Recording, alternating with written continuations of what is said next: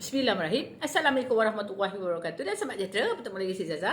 Kali ini saya ingin menceritakan tentang kisah yang berlaku di Jitra Kedah.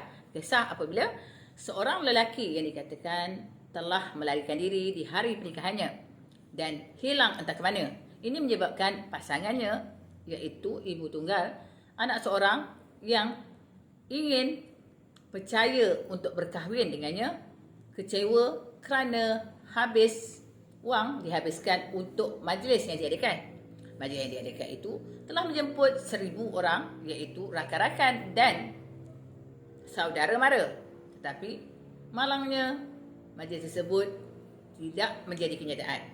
Dan wanita tersebut telah menukar pakaiannya pada pukul 11 pagi dengan pakaian biasa kerana lelaki dinantikan tidak kunjung tiba.